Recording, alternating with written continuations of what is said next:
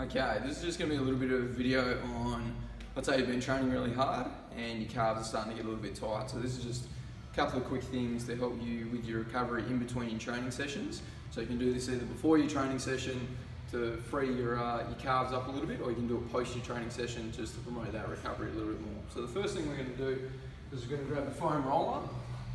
Okay.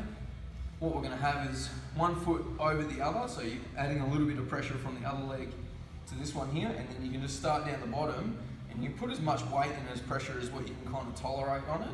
And I'm kind of going like side to side as opposed to up and down, making little oscillations. Once I've spent a bit of time on one spot, then I can move down another spot, and then same thing. So this spot here for me is pretty gross, doesn't feel very good. So I'm going to spend a little bit of time here just oscillating back and forward, all right? You can also do like a general just flush.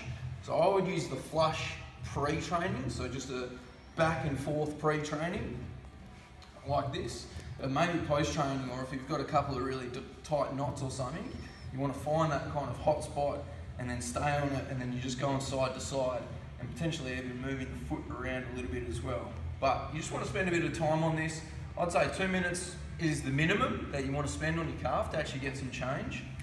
Once we've done that, then we would come over here and we just need a ledge. I'm using a plate, but we really just need a ledge to get that ankle right up, get a bit of extra stretch. All right, so we're going to go for a bit of a calf stretch here.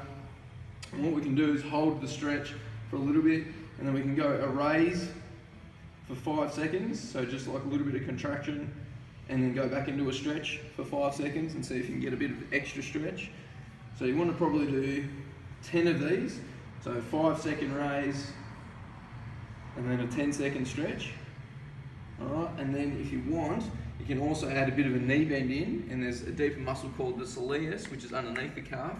That also gets pretty tight, especially if you do lots of running.